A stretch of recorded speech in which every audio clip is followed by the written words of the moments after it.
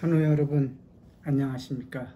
세월이 참 빨리 가가지고 제가 투병을 시작한 지가 벌써 10개월이 넘었네요.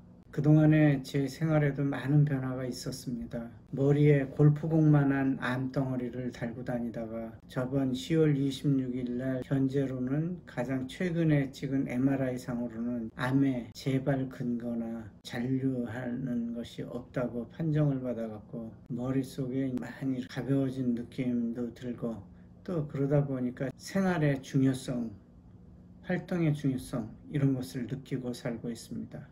오늘 제가 여러분들에게 말씀드리고 싶은 거는, 제가 또 투병 이전에는 풀코스를 2시간 50분대로 달리든지 지리산 성삼재에서 중산리까지 종주를 몇 회씩 하고 화엄사에서 대원사까지 하대 종주를 하거든요. 그거를 2회씩이나 할 정도였습니다. 그 정도로 이제 왕성한 체력을 바탕으로 체육활동이나 취미활동 이런 걸 했었는데, 왜 갑자기 이렇게 종양이 찾아왔는지, 뇌종양이란 그 아주 악성 암이 왜 제게 다가왔는지 그런 걸 궁금하게 생각했어요. 또 제 나름대로 여러 가지 생각도 많이 해봤습니다. 그리고 환우 여러분들도 그것에 대해 갖고는 좀 궁금하게 생각하실 것 같아요. 그래서 오늘은 제가 제 나름대로의 그 추측이지만 제게도 암이 찾아온 그 계기, 요걸 갖다가 좀 말씀드리고 싶어요. 이것은 저의 추측이고 이렇지 어떤 과학적 근거나 의학적 근거가 없음을 알려드립니다. 단지 그 생활상의 습관이 어떻게 보면은 생각이 행동을 만들고 행동이 또 습관이 된다, 이런 말이 맞는 것 같아요. 습관이 이제 좀 안 좋아지다 보니까 그런 병이 찾아오지 않았나 하는 생각을 갖게 되었습니다. 그래서 오늘은 제게 찾아왔던 그 나쁜 습관, 이런 것은 환우 여러분들도 진즉 배제해야 될 사항이 아닌가 하고 있습니다. 저도 요즘 생활은 그렇습니다. 어떻게 하면 모든 거를 스트레스를 안 가지면서 긍정적으로 생활을 할 수 있을까 하는 쪽으로 많이 마음을 갖고 있습니다. 그렇기 때문에 그 생각을 말씀드리겠습니다. 여러분에게 말씀드렸다시피 저는 2019년도 12월 31일부로 40여 년간 했던 직장 생활을 정년퇴직을 합니다. 정년퇴직을 앞두고 아무래도 남자들은 후반부 2부 인생이 좀 걱정이 되겠죠. 자기의 평생 업으로 쌓았던 회사를 떠나야 된다니까. 저도 약 40여 년간 지내왔던 직장을 떠나려니 마음이 어두웠습니다. 그런데 이제 회사에서는 마침 그때 인사이동을 실시를 했어요. 그 인사이동은 뭐냐면은, 좋게 말하면은 그동안 40년 동안 쌓았던 경험과 노하우를 좀 더 현장 사람들에게 전해주면서 교육도 시키고 이러는 그 부서로 이제 가서 일을 해주면 어떻겠냐 하면서 그런 부서로 발령을 냈습니다. 그래가지고 그 부서에 가가지고 의욕적으로 일을 시작하게 되었습니다. 근데 그때 마침 또 저와 같은 해에 정년퇴직을 하는 분이 한 분이 저의 부서로 또 발령이 난 것이었습니다. 근데 그분이 의욕적으로 이제 업무에 도전을 하거나 뭐 이런 건 없었어요. 그분은 있어봐야 몇 달 안 남았으니까 그냥 하는 생각이었는지 어쩌는지는 잘 모르겠는데 업무를 전혀 손을 안 댔습니다. 그러다 보니까 제 조급한 성격에는, 야, 저런 친구가 우리 부서로 전입을 해갖고 저렇게 일을 안 하면은 나까지 도매금으로 넘어가서 정년퇴직하는 사람들이라 그런지 아무것도 안 하고 어영부영 하면서 회사 곳간만 축내는구나 하는 얘기를 듣지 않을까, 이런 조바심이 생기게 되었죠. 그 친구에게도 가끔 그런 얘기를 간접적으로는 제가 얘기를 했습니다. 우리가 뭔가 이제 좀 후배들에게 남겨줄 수 있는 거를 남겨주려면 가장 기본적인 문제, 회사에 정확한 시간에 출근도 하고 아침에 체조도 좀 잘하고 청소도 좀 잘해주고 모범을 보일 수 있는 행동을 우리가 좀 해주자. 흡연도 흡연 장소 이외에서는 하지 말고, 이러면서 이제 몇 번 얘기를 했는데도 그 친구는 뭐, 이게 내일 모레면 나갈 적인데 뭐 하는 식으로 이제 그 얘기를 대수롭지 않게 여기더라고요. 그런 게 어떻게 이제 좀 스트레스가 되었던 모양입니다. 현장에서도 어떤 일이 일어나고 이러면 저 위에 그 형님들은 보니까 매일 놀던데 그 형님들한테 이런 일도 좀 잠깐 시키면 어떡했나 하는 식으로 이런 얘기를 합니다. 근데 저는 솔직히 40년간 직장 생활을 했어도 자존심 하나로 먹고 살았습니다. 무슨 일이든 일을 한번 손대면 끝장을 보고 말고 또 가장 먼저 출근해서 가장 늦게 퇴근한 게 나의 그 유일한 법칙이었었거든요. 그리고 또 내가 이제 어떤 일을 되면 반드시 그 일은 깔끔하게 처리하고 나 이상의 잘한 사람은 없었다 하는 얘기를 듣고 싶어 했던 게 저의 로망이었었죠. 그러다 보니까 저에게 남이 직접적으로 어떤 상사나 경영자가 저에게 어떤 일을 지적해서 스트레스가 생긴 것보다는 제 스스로 스트레스를 만든 거예요. 그러면서 그 생활이 몇 달이 지속되다 보니까 진짜 대인 기피증이 생기더라고요. 어디 이렇게 공장 안에서도 현장을 순회하다가 그 현장에 있는 그 동료들, 후배들을 만나게 되면 저 형님이 뭐 아무것도 안 하니까 여기 왔다 갔다 하나? 왜 그러시지? 뭐 할 일이 그렇게 없으시나? 뭐 이런 식으로 생각하는 게 아닐까 하는 그런 생각이 제 스스로 들은 것입니다. 그러다 보니까 굉장히 스트레스가 받치더라고요.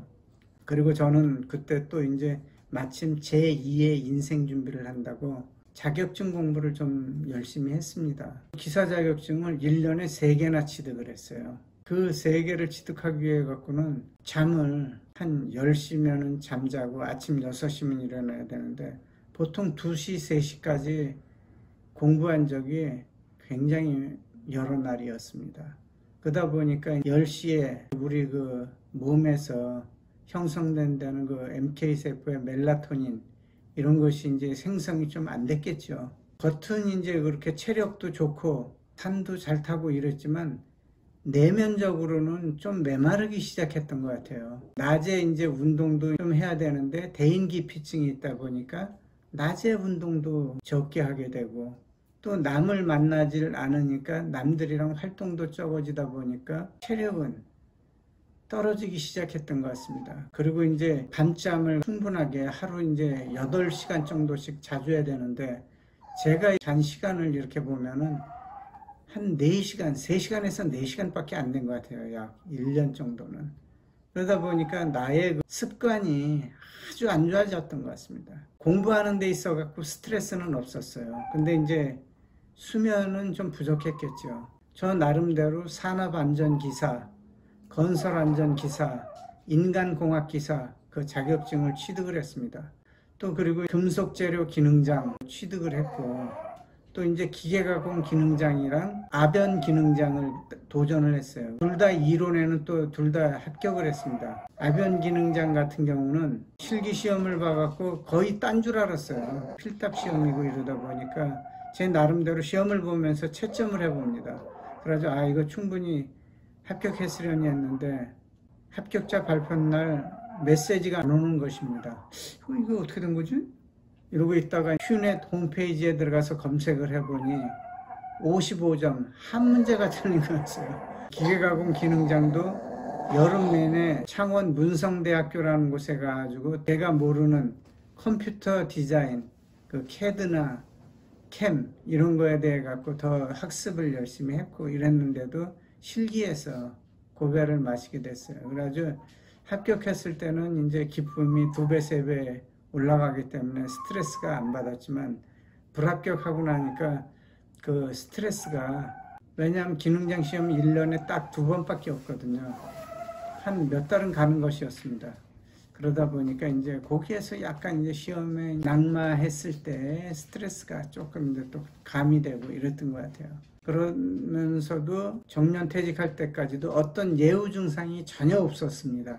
창원에는 보면은 이제 창원 통일 마라톤이라는 그 대회가 해마다 11월 말쯤에 열려요. 그때 이제 대비해서 이제 올해는 좀 나이가 됐으니까 풀코스는 말고 그냥 10km나 뛰자.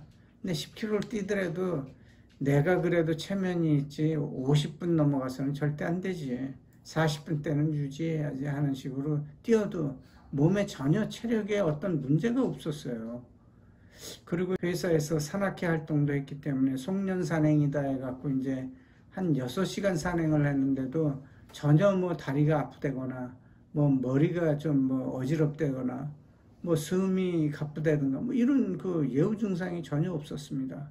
그래가지고 저는 뭐 제 이런 무서운 병이 저한테 이렇게 시작해서 잘하고 있다는 건 몰랐죠. 단지 저의 집사람이 저의 이제 사소한 행동, 걸을 때 가끔가다 다리를 한 번씩 찍찍 끈다든가 책상 서랍 내에 볼펜까지도 줄 세워 놓듯이 이렇게 정리하던 사람이 책상 위에 정리정돈을 전혀 안 한다. 혹시 저 사람이 정년퇴직을 앞두고 우울증에 걸려서 그 우울증이 심해져 갖고 어떤 치매 현상이 오는 게 아닐까 하는 그 집사람의 우려감 속에서 저를 갖다가 병원으로 유도하게 되고 병원에 가서 검사를 받다 보니까 이런 그 골프공만한 녀석이 제 머리에 담겨 있더라 하는 것을 발견하게 되었던 것입니다. 제가도 이렇게 오늘 다시 환우 여러분들이나 가족 여러분들에게 말씀드리고 싶은 것은 생각이 행동이나 말을 만들고 말이나 행동이 지속되다 보면 습관으로 자리 잡게 되는데 그 습관이 나쁜 습관이 되다 보면은 병을 부르고 건강을 해치는 이런 안 좋은 그 저기가 되는 것 같아요. 저는 또 아직 완치됐다거나 관해되거나 이런 건 아닙니다. 저도 아직 치료해야 될 길이 산 넘어 산입니다. 비록 이제 표준 치료는 마쳤다 하더라도 요즘 하는 통합치료도 더욱 열심히 해서 내년은 진짜 건강한 몸으로 저도 제 나름대로의 제2의 인생을 시작하고 싶어요. 그렇기 위해 갖고는 올해 하려다가 이제 못다 했던 학습 이거를 뭐 내년에 다시 시작해 보려고 합니다. 어떻게 보면 저도 너무 40년간을 그렇게 직장 생활을 하면서 틀에 박힌 생활 그리고 앞만 바라보고 하는 생활 남부담 져서는 안 된다는 그 우월감, 성격, 완벽해야 된다는 그 성격 이런 것이 이렇게 만들었는지도 모릅니다. 그런 생각을 합니다. 그래 올 한 1년은 아무것도 안 하고 이렇게 편하게 운동하고 내가 하고 싶은 거 하고 이러더라도 하고 싶은 건 아직 해본 건 없습니다. 치료 외에는. 그렇지만 이런 휴식의 시간을 준 것도 이대석 인생에 40년 동안은 한 번도 일해본 적이 없어요. 올 1년은 진짜 편하게 해줘야 살고 이러는 것도 어떻게 보면 하느님의 은총이 아닌가 이런 식으로 생각하면서 올 1년은 가족들에게 감사하고 아니고 제가 이런 병을 못 얻었으면은 우리 집사람이 나한테 이렇게 잘해줬구나. 우리 가족들, 딸, 사위, 아들이 나한테 이렇게 많은 관심을 갖고 있었구나. 이런 사랑이 있었구나 하는 걸 몰랐는지도 모르겠어요. 왜? 나 혼자 제일이다. 이런 생각을 갖고 살았을 테니까. 아침에 이제 일어나서 운동하면서 그 1시간 동안 기도를 합니다. 정말 저에게 이런 그 기회를 주셔서 감사합니다, 하느님. 하지만 이 기회를 이제 올 1년으로서 걷어가 주시고 저에게도 이제 또 남은 기간 가족과 사회와 또 저보다 못한 사람들을 위해 갖고 봉사할 수 있는 기회를 주십시오. 이렇게 기도를 합니다. 제가 유튜브 시작 초에도 여러분들에게 말씀드린 게 있죠. 저는 어떤 이 유튜브를 통해서 수익 창출이나 어떤 이런 목적이 있어서기보다는 저도 제 답답한 그 이 투병 생활을 어떻게 해야 될 것인가 하고 이럴 때 여러 그 분들이 유튜브로서 이렇게 그 궁금증을 많이 풀어줬어요. 그것이 너무나 도움이 됐습니다.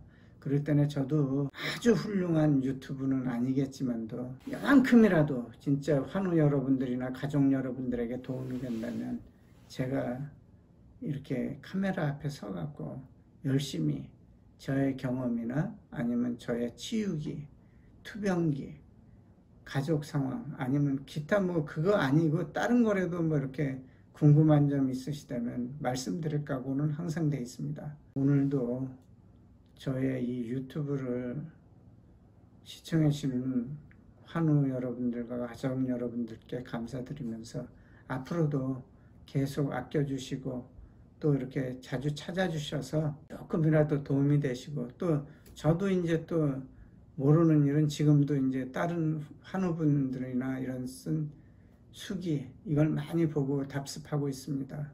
서로 좋은 정보 하면서 대한민국에서 암 환자가 모두 건강한 모습으로 다시 가족의 품과 사회의 품으로 들어갈 수 있도록 노력하는데 저도 미약하나마 일익을 담당하도록 하겠습니다.